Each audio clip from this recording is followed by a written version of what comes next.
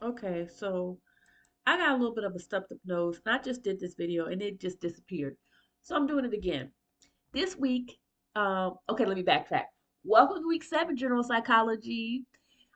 This week you get to learn about learning, which is chapter 6 in our textbook. I love the topic, okay? When I was a little kid, my nickname was school.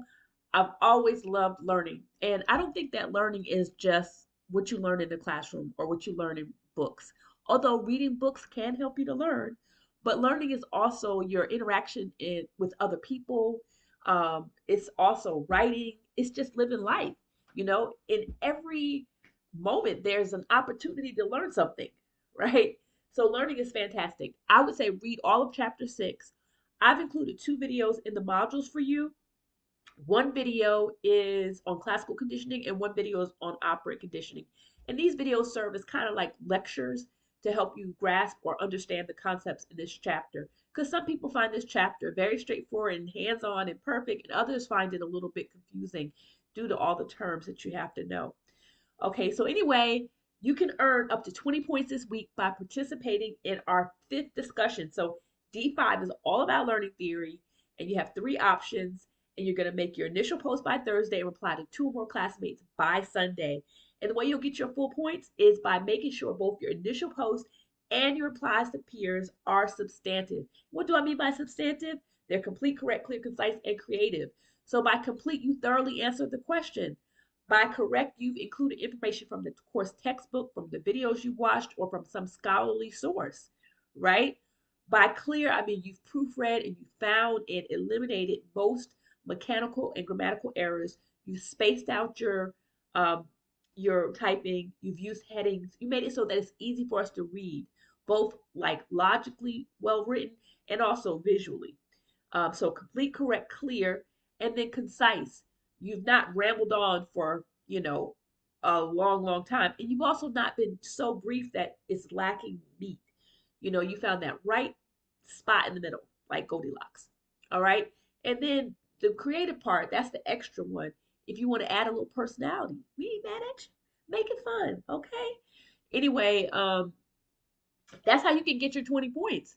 Now, there are some ways you can lose points. And one of the easiest ways to lose points is by making your initial post, but then not replying to any other peers. I mean, where's the fun in that?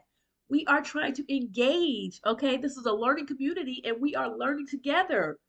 Mhm. So go ahead and reply to to 2 or more class members, address them by name, right? And make sure those posts are also substantive. So if you don't reply to your classmates, you're going to lose points automatically. If you reply, but the posts that you reply are just like, good job, I like what you said. Boo, no, I don't like that. Go ahead. If you want to tell them that you like what they said, you want to compliment them, fantastic, but don't stop there. Go ahead and tell us why you like what they said, and go ahead and tell us what we can learn from what they said, right? Add to the conversation. That's the key here, right? Okay, so that's how you're going to get your 20 points this week by participating in D5. We're at 3 minutes, so I'm going to try to keep this short, but I do want to let you know that in a couple of short weeks, we'll be having our first test. That's right, test one. And test one is worth 100 points. There'll be 50 multiple choice questions, and you're going to have chapters 1, 2, 3, 6, and 7 on that test. There'll be 50 multiple choice questions, and the test is proctored via honor lock. So if you don't want to take the test via honor lock, then you're going to need to go ahead and call the testing center now and begin to make arrangements so you can take the test at the testing center. What I will tell you is that a lot of people are going to have excuses and reasons why they can't take the test via honor lock. It doesn't matter. This was put on the announcement when you signed up for the class, and it was in the syllabus. And yes, you will have to take the test via honor lock. Okay. If you don't want to take it via honor lock, you can have it proctored at the testing center, or you can make arrangements to come during my office hours. But anyway you cut it, you're going to have to take the test in the presence of either me, someone at the testing center, or with the honor lock crew. All right. So anyway, Honor does charge a fee this semester. It's $5 per test or $10 for unlimited tests. I suggest doing the unlimited because we have only 2 tests in this class.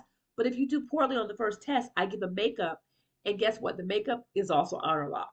So anyway, Test one is coming up in a couple of short weeks right before spring break. And I would say go ahead and start studying for it now. Now, the last thing I'm going to say about the test is that you are allowed a cheat sheet. That's right, a cheat sheet. You can have um, any kind of notes you want on one piece of paper that's 8.5 by 11, two-sided. It can be typed, handwritten, and you can use that page of notes when you take the test. So it's a good idea to get started now in preparing for the test, even though the test is 2 weeks away.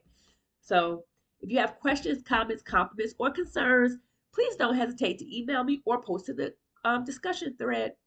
I'll see you on the board.